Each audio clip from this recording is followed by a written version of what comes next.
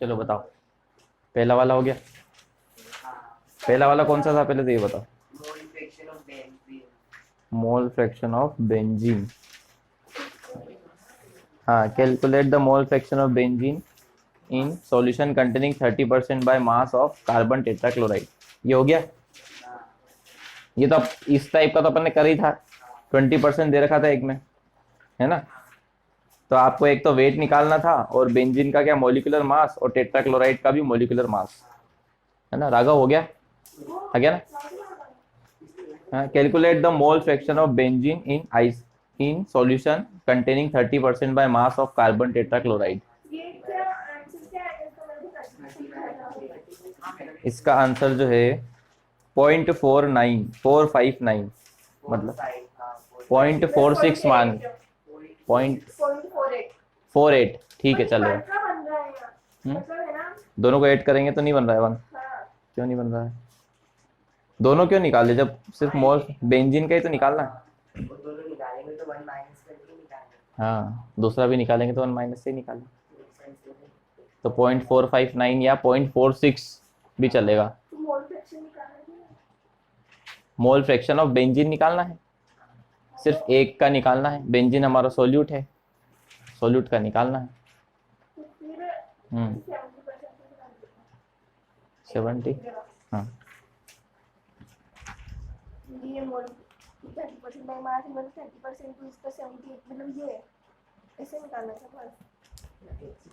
Mole fraction निकालना था ना, यहाँ तक तो सही तो है 0.48, यहाँ पर आएगा बस, सही है ये। हाँ, एक्स बी तक ये आ गया, ये मोल फ्रैक्शन है। कहाँ पर? नहीं तो ये एन बी है और ये एन है, इनका समेशन वन नहीं होता, एक्स बी और एक्स ए का समेशन वन होता है ना। ठीक है, हो गया ना पहला। दूसरा, दूसरा कौन सा? मास परसेंटेज ऑफ, हाँ ये निकाल लिया है तो मास परसेंटेज था, है तो बहुत आसान था, है ना दूसरा वाला। तो फिर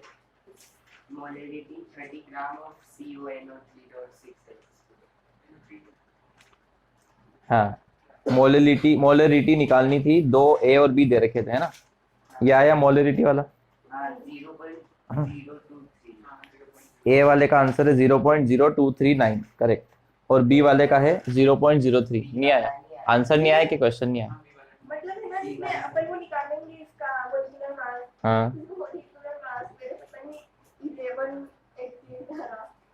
290 आ रहा है, कोबाल्ट था वो, कोबाल्ट। हाँ, 290.7 या 291 चलेगा। कोबाल्ट क्या है? CO NO3 वोल्ट वाइज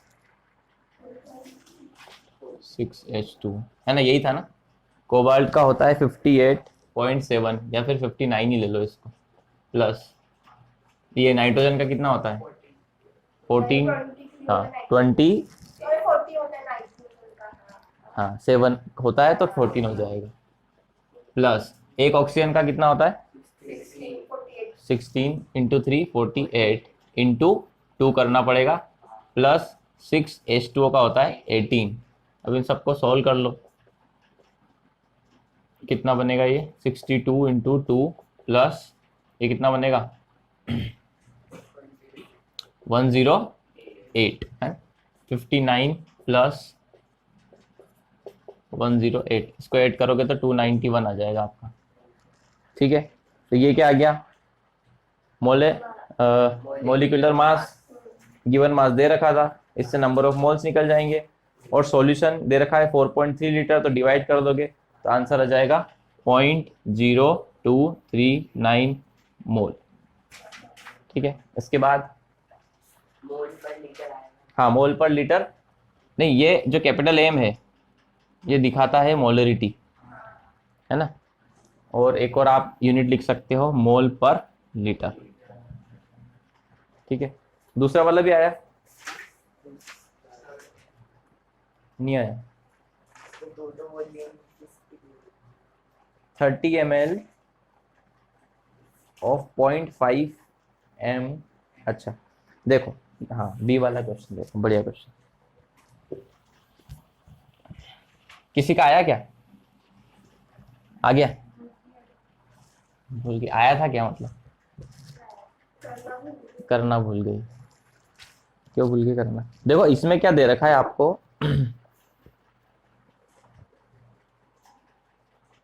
आपको नंबर ऑफ मोल्स दे रखे हैं। क्या दे रखे हैं?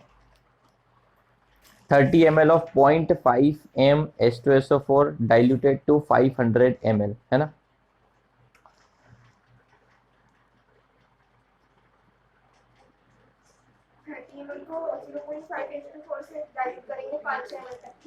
हम्म।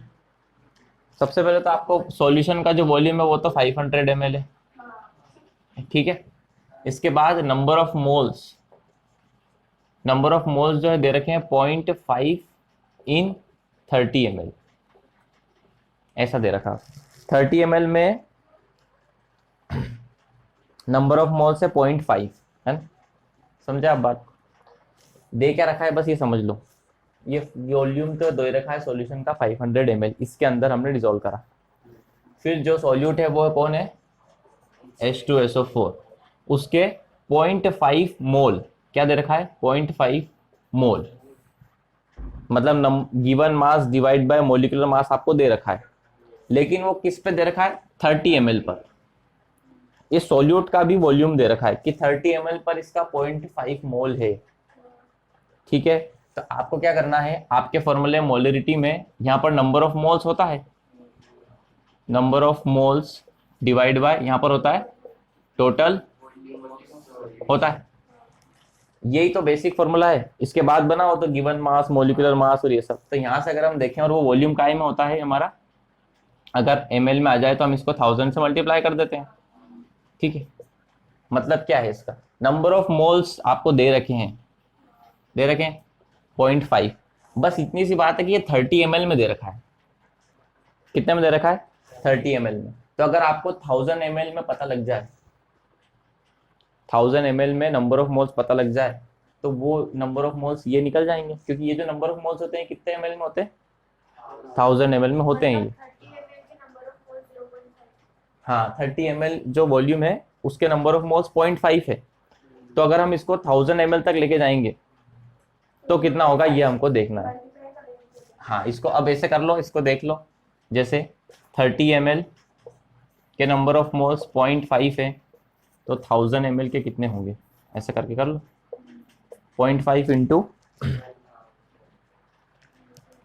हाँ चलो करके देखते हैं। 0.5 इंटू 1000 डिवाइड बाय 30, है ना? तो कितना आएगा? 500 डिवाइड बाय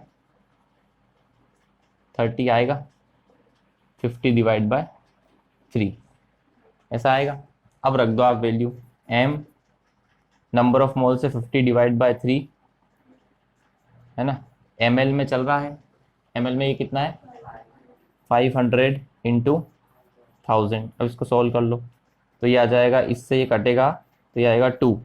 तो ये 50 इंटू 2 हो जाएगा 100 डिवाइड बाय 3। तो कितना आएगा? 0.33, 33.3 आ जाएगा ना। एक सेकंड, अपन की गलती कर रहे हैं। 0.5,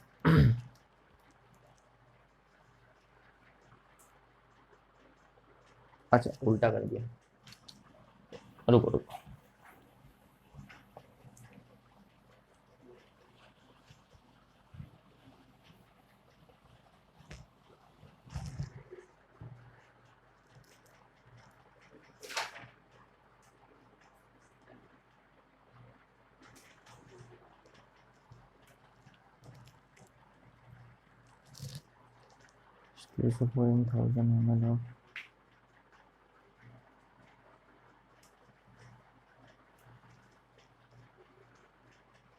देखो ये तो वॉल्यूम तो सही है 500 ml, है ना? इसमें निकालना है 0.5। उसने कैपिटल एम दे रखा है, मेरे को लगा स्मॉल एम। कैपिटल एम दे रखा है। क्या दे रखा है? कैपिटल, मतलब इसने दिया तो है मोलरिटी, मोलरिटी तो दे रखी है, ये मोलरिटी है। कैपिटल एम का मतलब मोलरिटी होती है ना, तो वो इन 30 ml दे रखी है ना?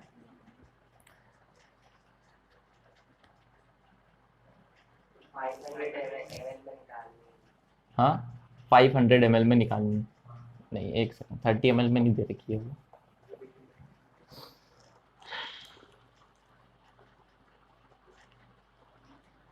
क्वेश्चन थोड़ा घुमा के 30 ml of 0.5 M H2SO4 diluted to 500 ml।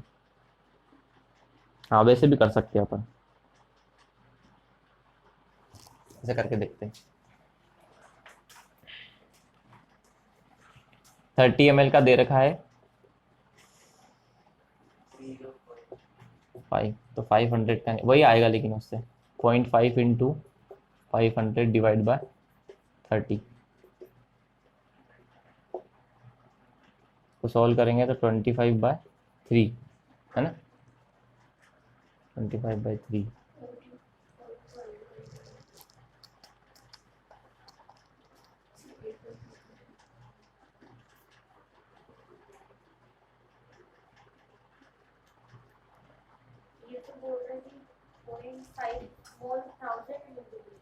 हाँ मतलब उसका मतलब तो यही है, देखो मोलरिटी का मतलब होता यही है। जैसे 0.5 M लिख दिया उसने, कैपिटल M लिख दिया, इसका मतलब ये है कि नंबर ऑफ मोल्स 0.5 हैं कितने ml में, बता सकते हो? मोल, हाँ 1000 में, क्योंकि मोलरिटी की डेफिनेशन में पर 1000 ml पर हम नंबर ऑफ मोल्स देखते हैं। मोलरिटी में क्या देखते हैं? 1000 ml पे कितने नंबर ऑफ मोल्स है। तो ये जो इसका सिर्फ इसका मतलब है कि नंबर ऑफ मोल्स है 0.5 कितने में। हाँ तो ये मोलरिटी है ना, मोलरिटी की डेफिनेशन यही तो है, पर 1000 ml पर कितने नंबर ऑफ मोल्स होते हैं। हाँ बस वही देख रहे हैं अपन कि 30 ml क्या दे रखा है इसमें।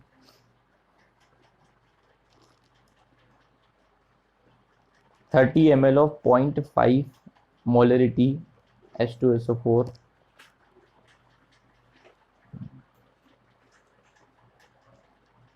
हम्म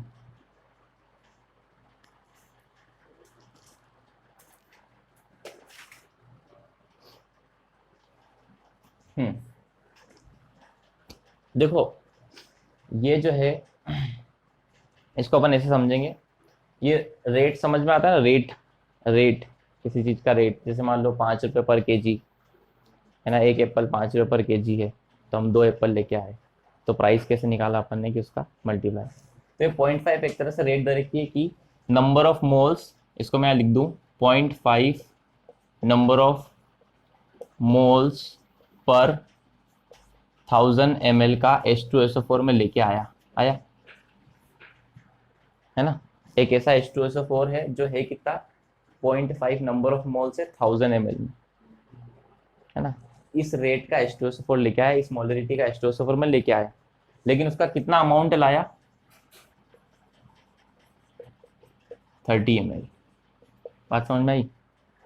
जैसे 5 रुपये पर केजी के एप्पल लेके आया, लेकिन कितने लाया, 5 एप्पल, है ना। अब यहाँ थोड़ा सा यूनिट उल्टी हो रही है, मैं ऐसा बोलूँ 5 रुपये पर केजी के एप्पल लाया लेकिन आधा एप्पल लाया, इस तरह से देखेंगे इसको। तो ये तो मोलरिटी जो दिखा रही है वो रेट दिखा रही है आपको।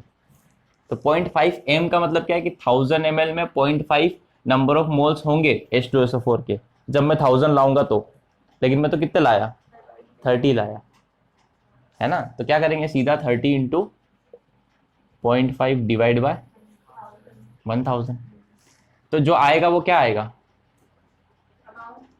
किसका, जैसे 5 रुपये, 5 रुपये पर केजी, समझना इसको, 5 रुपये पर केजी के एप्पल लाया, 5 एप्पल लाया, 5 केजी एप्पल लाया मैं, है ना। तो कितने रुपए बने, 25 रुपीज। तो ये जो ऊपर होता है ये आ जाता है ना। तो ऊपर अभी कौन चल रहा है, नंबर ऑफ मोल्स। तो टोटल नंबर ऑफ मोल्स कितने हैं यहाँ पर, इसको सॉल्व करेंगे, ठीक है। इसको इससे काट दो और इसको हटा के वापस 0 लगा दो, है ना, इसको काटने की जरूरत ही नहीं थी। तो 15 बाय कितना हो गया ये, 1000। कितने नंबर ऑफ मोल्स होंगे उसमें, है ना, समझ में आई ना बात। अगर मैं 1000 ml का सोल्यूशन लाता तो 0.5 नंबर ऑफ मोल्स ही मिलते, 1000 ml लाता तो, पर वो तो कितना लाया है, सिर्फ 30 ml ही लाया। तो सीधी सी बात है 0.5 से कम नंबर ऑफ मोल्स मिलने वाले हैं हमको, जो कि है ये। इसको अगर सॉल्व करोगे तो कितना आएगा, 0.015, तो नंबर ऑफ मोल्स अभी फिलहाल मेरे पास 30 ml में कितने हैं? 0.015। ठीक है, ये है नंबर ऑफ मोल्स 30 ml के। अब इसको अपन 500 ml में डिसॉल्व कर रहे हैं, है ना। तो मोलरिटी की डेफिनेशन, नंबर ऑफ मोल्स 0.015 और नीचे वॉल्यूम जो कि है 500, ये ml में है तो 1000 का मल्टीप्लाई कर दिया, तो ये बना 2, तो ये हो जाएगा 15 इंटू 2 30, तो 0.030, जीरो लगाने की जरूरत ही नहीं, तो 0.03। समझ आया? देखो इसी को अपन एक क्वेश्चन और बनाते हैं यहाँ पर ऐसे सेम क्वेश्चन, तो और समझ में आ जाएगा। 0.5 M H2SO4 का में 50 ले लेते हैं, 50 ml सॉल्यूशन लाया। कितना लाया? 50 ml। तो ये है मोलरिटी। मोलरिटी का मतलब ये है कि 0.5 number of moles in 1000 ml, लेकिन मैं तो 50 लाया हूं, तो इसलिए 50 ml का मल्टीप्लाई कर देंगे। ठीक है, तो हो जाएगा 25 डिवाइड बाय 1000, तो हो जाएगा 0.025। समझ आया? और करते हैं एक बार। 0.5 H2SO4 लाया हूं, लेकिन इस बार लाया हूं मैं, ले लो 300 ml, 250 लो तो समझ आ जाएगा, 250 ml, है ना, या फिर 500 ले लो और अच्छे समझ में आएगा।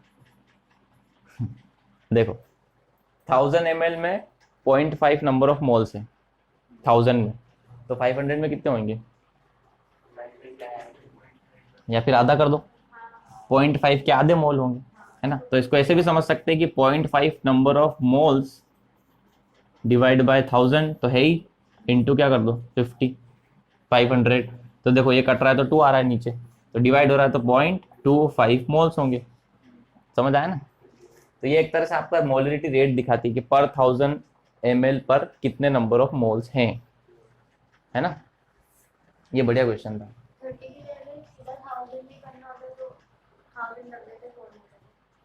हाँ, अगर आप पूरा 1000 ही लाते, 30 नहीं लाते, तो नंबर ऑफ मोल्स कितने रहते?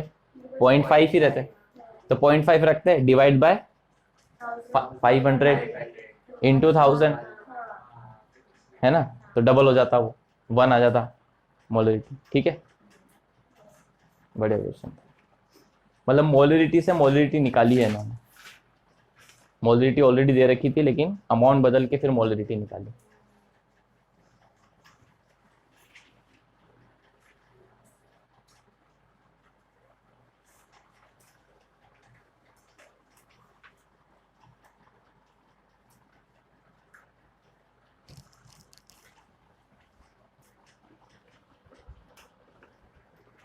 Mass of urea required in making 2.5 kg of 20.25 molar liquid solution. तो इसमें मोलरिटी दे रखी है ना, और मास निकालना है। तो आ गया था क्या ये? इसका आंसर है 37.5 ग्राम। यही है, नहीं है? चलो, नहीं करा, ठीक है, तो कर लेते हैं, कोई दिक्कत थोड़ी।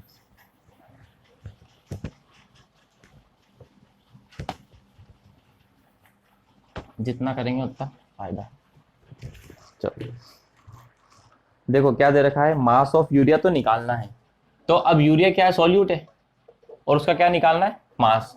तो क्या निकालना है बता सकते हो सिंबल में? Given mass. क्या कहते हैं उसको?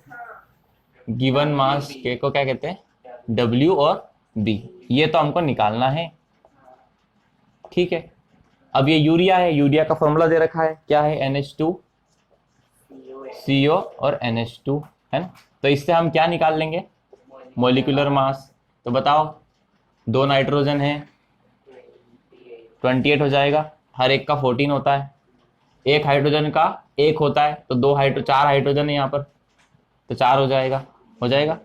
ये है कार्बन 6, तो 12, और ये ऑक्सीजन तो 16। इसको कैलकुलेट करेंगे तो आएगा 60 शायद, है ना, 60 आ जाता है इसका। ये हो गया मोलिकुलर वेट। मोलेलिटी आपको दे रखी है स्मॉल m 0.25 दे रखी है ना, और आपको बस ये निकालना है, तो ये तो आसान हो गया। और भी कुछ दे रखा है क्या? 2.5 kg, 2.5 kg मतलब अब ये जो दे रखा है ये W दे रखा है पूरे सॉल्यूशन का, दे रखा है ना कि 2.5 kg में हम वो कर रहे हैं उसको डिसॉल्व, तो W दे रखा है। बस हम मोलेलिटी का क्या लगाना है formula, WB divide by MB, ये तो हो गया नंबर ऑफ मोल्स, और डिवाइड में आता था यहाँ पर मोलेलिटी में मास ऑफ सॉल्वेंट। सिर्फ यही मोलेलिटी है जिसमें मास ऑफ सॉल्वेंट आता है ना तो ये WA दिया है हमको, WA नहीं दिया हुआ है, कैलकुलेट किया हुआ है इसमें, ठीक है WA दे रहे हैं, मास ऑफ सॉल्वेंट, ठीक है ना। और अगर ये ग्राम में दिया है तो 1000, लेकिन ये किस में दिया है, किलोग्राम में दिया है, तो जरूरत ही नहीं है, इतना ही फॉर्मूला बनेगा। फॉर्मूला बनाने आया ना आपको, मोलिलिटी होता है नंबर ऑफ मोल्स, और यहाँ पर होता है मास ऑफ सॉल्वेंट, और अगर ग्राम में होता है तो 1000, ठीक है। कंडीशन के हिसाब से हमको फॉर्मूला रखना है। मोलिलिटी 0.25 दे रखी है, WB कितना दे रखा है निकालना है, MB 60 है, और ये 2.5 दे रखा है ना। अब तो आई जाएगा 0.25 60 37.5,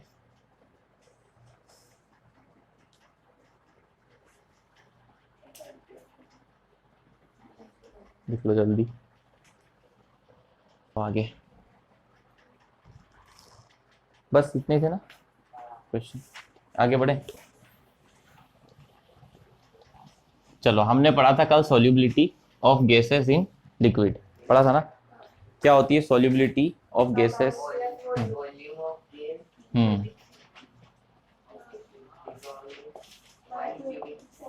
हाँ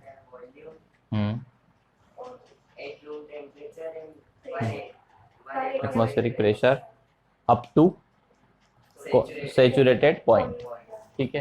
तो वॉल्यूम ऑफ क्या, gas dissolve in 1 centimetre cube liquid या सॉल्वेंट एट रूम टेम्परेचर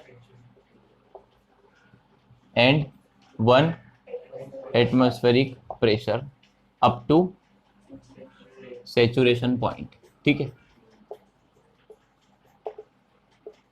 ये होती है सॉल्युबिलिटी की डेफिनेशन। इसके हमने देखे थे फैक्टर कि सॉल्युबिलिटी किन किन बातों पर डिपेंड करती है। पहला देखा था नेचर ऑफ गैस, है ना, तो इसमें देखा था आयनाइज होने वाली जो गैस है वो अच्छे से घुल जाएगी। उसके बाद नेचर ऑफ सॉल्वेंट, तो सॉल्वेंट दो तरह के होते हैं, पोलर और नॉन पोलर। पोलर मतलब प्लस माइनस में कन्वर्ट हो जाए, और जो प्लस माइनस में कन्वर्ट नहीं हो, तो आयनाइज होने वाली इसमें अच्छे से घुल जाएगी, और जो नहीं होती वो इसमें से अच्छे घुल जाएगी, है ना। तीसरा था टेम्परेचर, टेम्परेचर बढ़ाने पर सॉल्युबिलिटी का क्या होता है, कम हो जाती है, या फिर टेम्परेचर कम करने पर सॉल्युबिलिटी बढ़ जाती है, हम बढ़ाने की बात करेंगे, है ना। फिर प्रेशर बढ़ाने पर सॉल्युबिलिटी बढ़ जाती है। अब यहाँ से मैंने बताया था कि यहाँ से एक लॉ पढ़ेंगे, उस लॉ का नाम है हेनरीज लॉ, है ना। हेनरी ने एक लॉ दिया, मतलब इसकी पहचान हेनरी ने कर ली थी कि प्रेशर बढ़ाने से सॉल्युबिलिटी बढ़ जाती है, इसलिए उसने लॉ दे दिया कि हेनरी लॉ हो गया, है ना। तो उसने क्या बोला सीधा कि जो अमाउंट है, अमाउंट ऑफ जो गैस है, amount of gas dissolve in liquid is directly proportional to pressure. अच्छा, ये डायरेक्टली प्रोपोर्शनल का मतलब पता है क्या होता है ना। डायरेक्टली प्रोपोर्शनल का मतलब इधर वाली क्वांटिटी बढ़ेगी तो ये बढ़ेगा।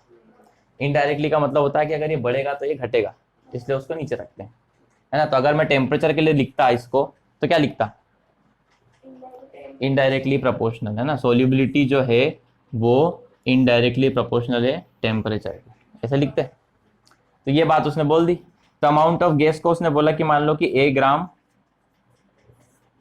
सोल्यूबिलिटी आई गैस में, है ना, और प्रेशर दे रखा है P, तो M प्रोपोर्शनल P हो गया। प्रोपोर्शनलिटी हटाते हैं तो एक कांस्टेंट आता है, और वो के आ गया, है ना, के लिया है, हाँ के लिया। तो के क्या है, प्रोपोर्शनलिटी कांस्टेंट हो गया, एम बाय पी, इसको बोलते हैं constant, proportionality constant, Henrys constant बोलेंगे इसको, है ना। तो अभी तो आप इतना लिखो हेनरीज लॉ में, फिर हम आगे बढ़ते हैं, मोल फ्रैक्शन से समझते हैं इसको, मोल फ्रैक्शन की टर्म्स में लिखेंगे, ये तो सिंपल है भाई, इतना लिख लो बस, ये तो रिवीजन है।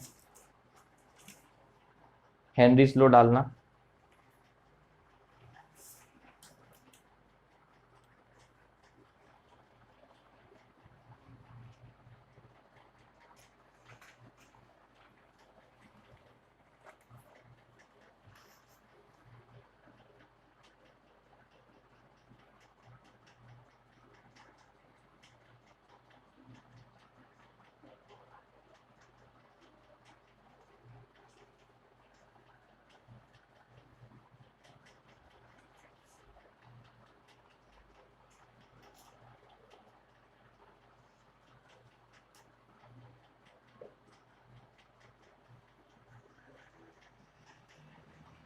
लेकिन ये अमाउंट ऑफ गैस अपन बढ़ाएंगे इसका अमाउंट, तो प्रेशर भी बढ़ेगा कैसे?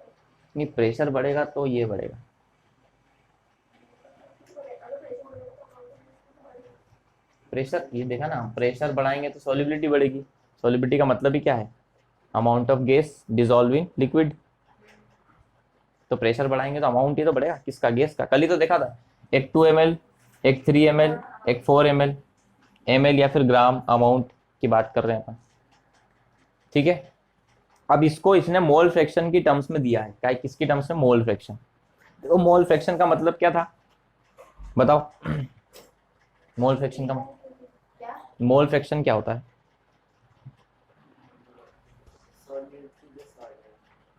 किसी का, सोल्यूट का ही बताएंगे, सोल्यूट का। हम्म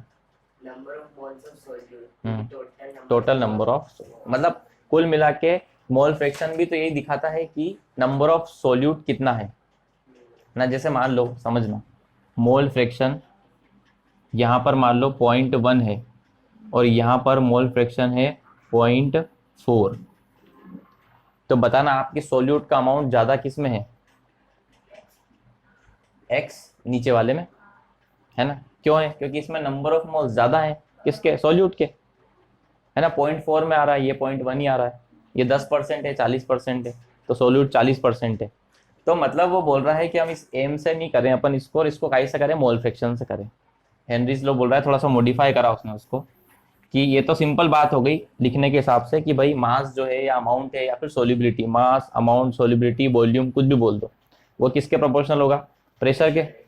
तो उसने बोल दिया कि इसकी जगह पर हम लिख दो partial, sorry mole fraction of solvent, है ना, और इस प्रेशर की जगह पर लिख दो आप पार्शियल प्रेशर ऑफ गैस।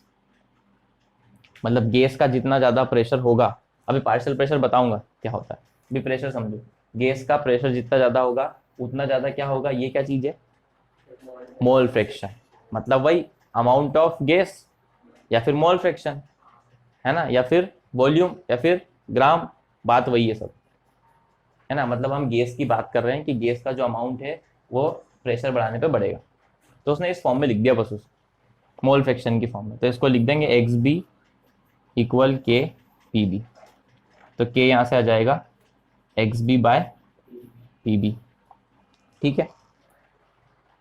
के होता है हेनरीज कांस्टेंट, इसको के एच लिख लो, और ताकि एच मतलब हेनरीज कांस्टेंट, ठीक है। इसको और लिख लो, फिर थोड़ा और आगे बढ़ते हैं अपन, इसको और अच्छे समझते हैं क्या चीज़ है ये।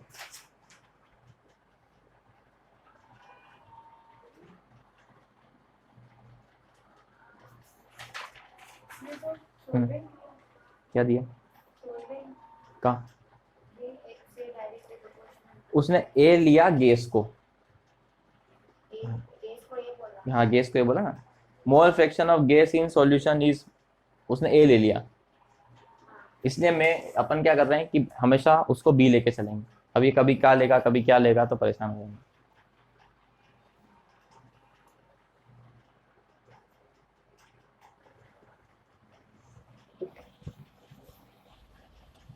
पार्शियल प्रेशर समझेंगे अभी अपना, पार्शियल प्रेशर में से पता होगा, आप पढ़ा है क्या पार्शियल प्रेशर?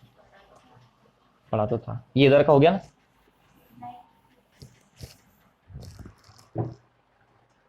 बताओ क्या होता है, किसने पढ़ा पार्शियल प्रेशर? पूरा प्रेशर या जो अमाउंट मतलब जो भी है सोल्यूशन को जो प्रेशर लग रहा है वो उस पे जो पार्शियल प्रेशर, ऐसा कुछ पर ऐसा कुछ प्रेशर पर आधा। 1000 मीटर से पूरा प्रेशर नहीं, पार्शियल प्रेशर। वो तो सबको समझ आ रहा है, पूरा प्रेशर नहीं। अरे देखो, ये गैस में जनरली यूज होता है। जैसे मान लो कि आपने एक ए गैस इसमें डाली है, ऐसे ठीक से डालते हैं। उसका उस गेट का प्रेशर हाँ, वो तो गैस का है ही,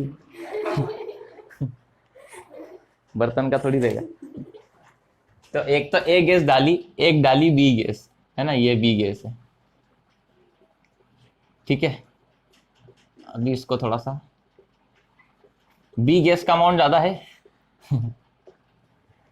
ठीक है ठीक, बी गैस का अमाउंट ज्यादा है, ए का कम है। तू भी हंस है, उसको बोल रहा है तू भी हंस। वेरी, चलो आ जाओ। देखो मतलब वो नहीं था पर हाँ कोई बात नहीं।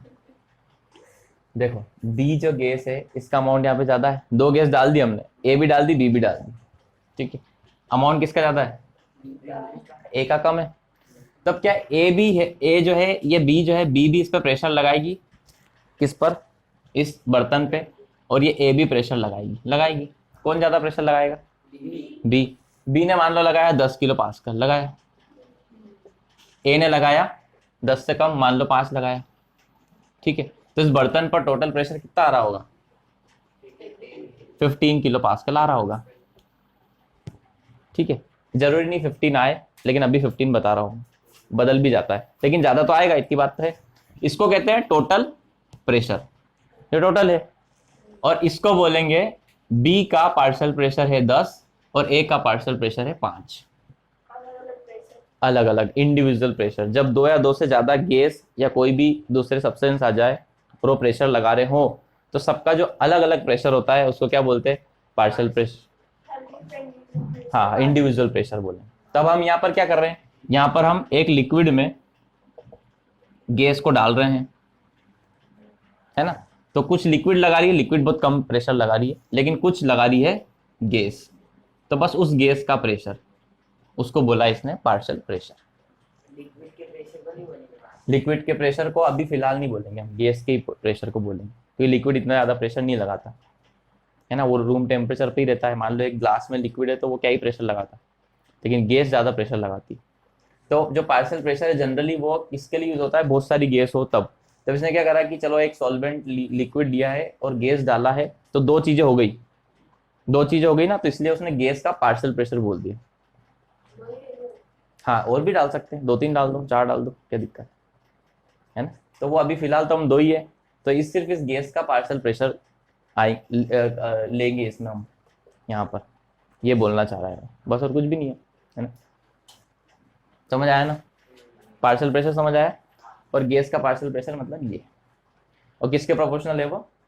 सॉरी, मोल फ्रैक्शन इसके प्रोपोर्शनल है ना। जितना ज्यादा गैस का पार्शियल प्रेशर रखोगे उतना ज्यादा अमाउंट ऑफ गैस घुसती जाएगी इसमें, उतने ज्यादा नंबर ऑफ मोल्स जाते जाएंगे। ये बोल रहा है हेनरीज लॉ, और ये KH क्या है? हेनरीज कांस्टेंट, ठीक है। बस यही है इसमें। अब इसके एप्लीकेशन पढ़ेंगे जब समझ आएगा। टाइम है ना अभी। अब इसमें क्या लिखोगे? इसमें तो क्या ही लिखोगे, है ना। अब देखो लिमिटेशंस, देखो limitations. This law is applicable only for dilute solution. पहला पॉइंट दे रखा है, डाइल्यूट सॉल्यूशन के लिए ये एप्लीकेबल है। अगर ज्यादा मतलब बहुत ज्यादा अमाउंट में गैस घोलने लगोगे आप, तो फिर वहां पर ये जो लॉ है ये एप्लीकेबल नहीं होगा। ये सब बोलना चाह रहे हैं,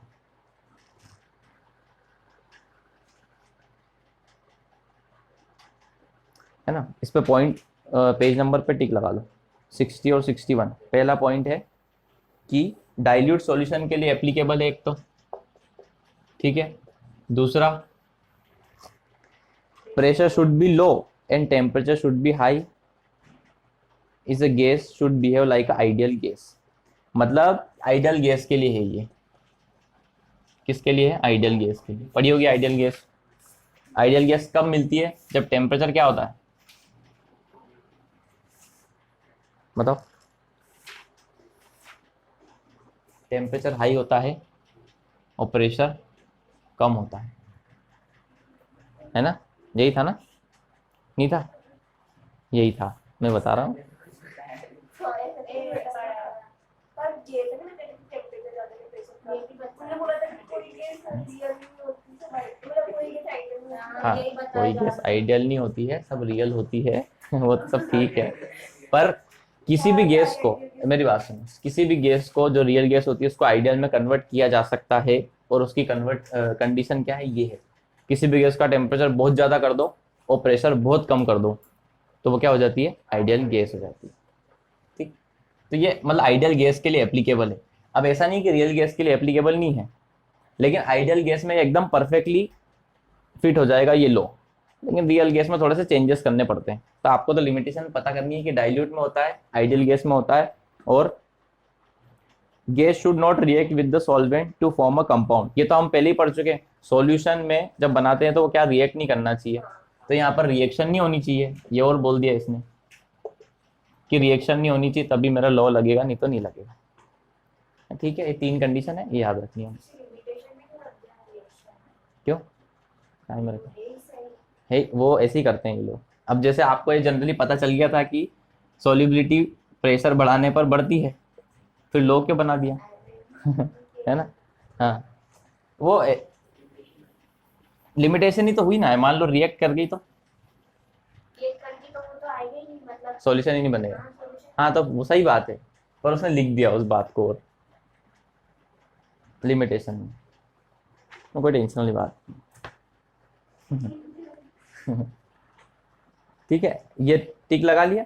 अब एक बार बस एप्लीकेशन पढ़ लो कि इसकी यूज कहाँ होता है। तो पहला दे रखा है, in the production of carbonated beverages. Beverages क्या होती है? बेवरेजेस क्या होती है?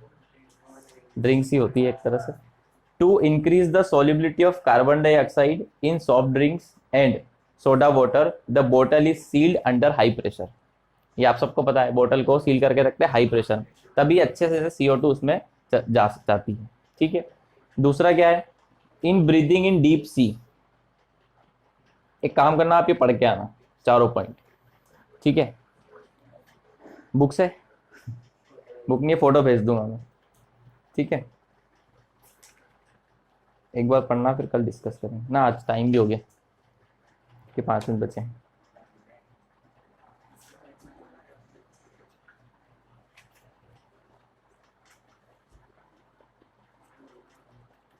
टाइम का करना है यार कुछ तुम्हारा रात का की हाथ का। ये